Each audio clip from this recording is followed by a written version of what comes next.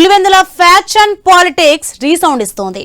లోకేష్ కు నిద్రలేని రాత్రులు తప్పవంటూ మాజీ ఎమ్మెల్సీ వైసీపీ నేత సతీష్ రెడ్డి కామెంట్ చేయగా ఆ పరిస్థితి నీకే వస్తుందని టీడీపీ నేత బీటెక్ రవి కౌంటర్ ఇచ్చారు. రాజారెడ్డి హత్య వరకు చరిత్రను తవ్వారాయన.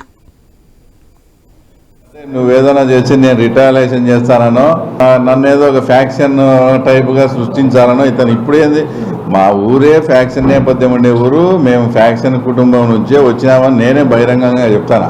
ఆయన ఇంకోటి కూడా మర్చిపోయినాడు. అంతకుముందు మా ఊరు పెద్దరవేన్న మీద కూడా అటాక్ జరిగింది, అవన్నీ కూడా ఆయన మర్చిపోయినాడు. అప్పుడు పరిస్థితులను బట్టి దాన్ని బట్టి మేము ఏదో మా ఫ్యామిలీ మీటింగు మా ఊర్లో ఉన్న గ్రూప్ని అంతా డిస్కస్ చేసుకొని అప్పట్లో ఏది మంచి ఏది చెడ్డో ఆ నిర్ణయం అప్పుడు తీసుకుంటాం. నిజంగానే ఒక మర్డర్ కేసులో తర్వాత ఉంటానే ఆ మర్డర్ కేసు నా మీద పడేటట్టయితే నాకు కోర్టు క్లీన్ చిట్ ఇచ్చింది. అలాగైతే అసలు వైఎస్ రాజారెడ్డి హత్య కేసులో సతీష్ రెడ్డి వచ్చేసి ముద్దా ఎఫ్ఐఆర్లో ఉన్నాడు.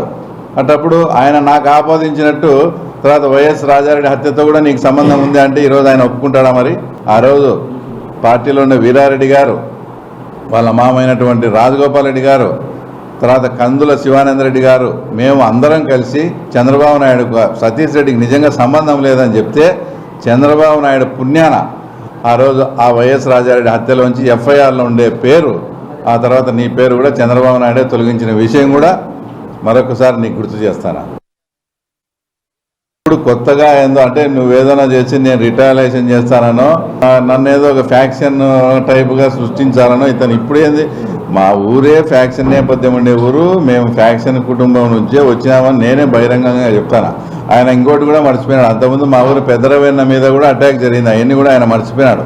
అప్పుడు పరిస్థితులను బట్టి దాన్ని బట్టి మేము ఏదో మా ఫ్యామిలీ మీటింగు మా ఊర్లో ఉన్న గ్రూప్ని అంతా డిస్కస్ చేసుకొని అప్పట్లో ఏది మంచి ఏది చెడ్డో ఆ నిర్ణయం అప్పుడు తీసుకుంటాం.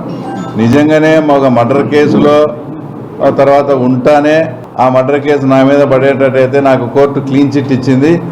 అలాగైతే అసలు వైఎస్ రాజారెడ్డి హత్య కేసులో సతీష్ రెడ్డి వచ్చి